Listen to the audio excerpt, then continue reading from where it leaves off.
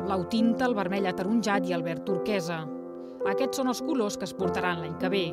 Però això no és una desfilada de moda, és una exposició de pintura. Una de les característiques de l'obra de Pepa Poch és l'explosió del color. Poch fa esclatar en la tela pinzellades de blaus, vermells i verds, però també d'or, plata, bronze i coure. Les obres contenen una gran quantitat de pintura, fins al punt que certes obres semblen fins i tot tridimensionals. Però Pepa Poch no és futuròloga, és representant de l'International Color Authority, l'organisme més influent en la decisió de les tendències del color a nivell internacional. Aquest comitè amb persones d'arreu del món decideix cada any quins seran els colors predominants la pròxima temporada. Durant 3 dies, un cop l'any, decidim quins colors creiem nosaltres per portar amb moda, per portar amb maquillatges, per portar una tapisseria, per posar en una paret d'una casa.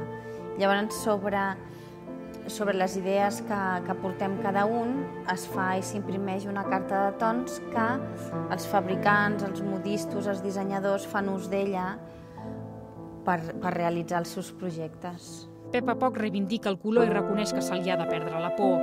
Per aquesta pintora el color és tan important que pot fins i tot definir l'estat del món. Es parla bastant de política, es parlen de coses importants, perquè el que es necessita és, dintre del que nosaltres podem apoyar, ajudar a les persones a sortir-se'n una mica del drama que s'està visquent ara en el món. Ara que hi ha sequia, si es comencés a utilitzar el blau, tothom se sentiria com una mica més aliviats, no? Hi ha blau, aigua. Hi ha turquesa, turquesa és un color refrescant. Si no tenim aigua i a sobre ho veiem tot marrón i ho veiem tot gris, horrorós. L'obra de Poch, a més de colorista, també és compromesa. Bona part de les pintures remeten a través del seu títol i de les imatges a tot un seguit de conceptes relacionats amb la pau, la supervivència i la lluita per la igualtat.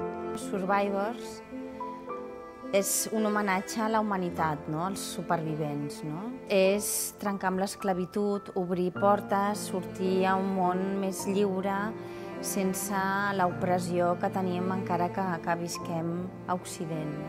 Si les coses són segons els colors amb què les veiem, així és com ho veu Pepa Poch.